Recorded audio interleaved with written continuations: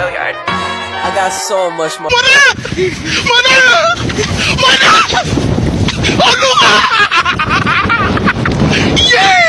Are you ready, kids? Aye, aye, Captain! I can't hear you. Aye, aye, Captain! Oh! Fucking design on right now. Break it down, bring it back, make it clap. I got 3 old thoughts, new block, where that thing, bitches on my line, and you know. Kami dari kelompok resonansi bunyi akan melakukan praktikum tentang resonansi bunyi. Sebelum itu, kami akan memperkenalkan diri. Nama saya Muhrevan Aditya Putra, nomor urut 28. Nama saya Andin Salsabila, nomor urut 6. Nama saya Bejudisha Triananda, nomor urut 11. Nama saya Maulia Aprilia, nomor urut 21. Selanjutnya, kami akan melakukan tes percobaan pada 4 kelas berikut. Sebelum melakukan praktek, ada baiknya kita tahu apa itu resonansi. Resonansi adalah getaran dari suatu benda yang menyebabkan benda lainnya bergetar. Jadi di sini ada 4 gelas.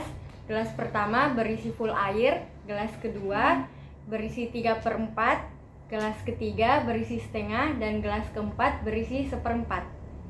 Masukkan 3 ruas jari ke dalam gelas, lalu aduk perlahan. Selanjutnya, putarlah keliling bibir gelas.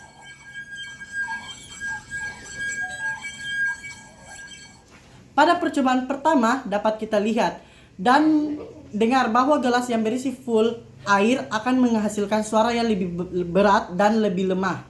Demikian, pada percobaan pertama, mengapa bunyi yang dihasilkan lemah dan berat? Itu karena pada percobaan pertama dan gelasnya berisi full air, tidak terdapat kolom udara, karena itulah bunyi yang dihasilkan berat dan lemah. Lakukan pada gelas yang kedua.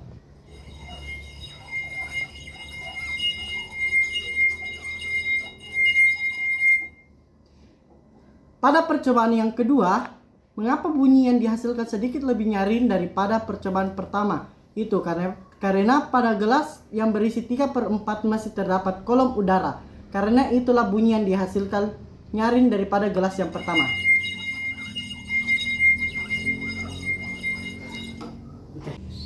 Bukan pada gelas yang ketiga.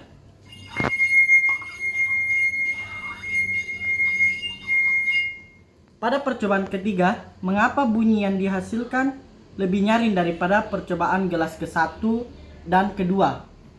Karena kolom udara yang terdapat pada gelas yang berisi 1/2 air lebih besar dari kolom udara yang dimiliki oleh gelas kedua dan pertama. Itulah sedikit lebih nyaring daripada gelas kedua dan gelas pertama. Lakukan pada gelas yang keempat.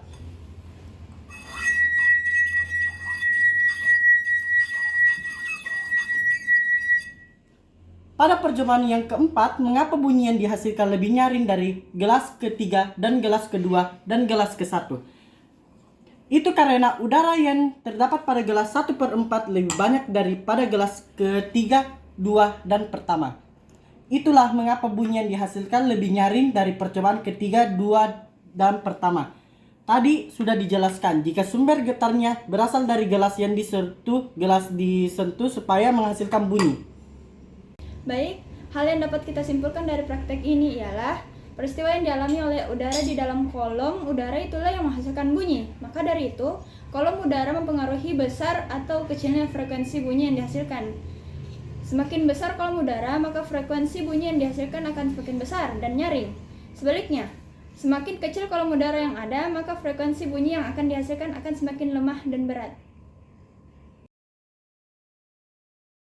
Baiklah, ini akhir dari video praktek kami. Terima kasih atas perhatiannya. Wassalamualaikum warahmatullahi wabarakatuh.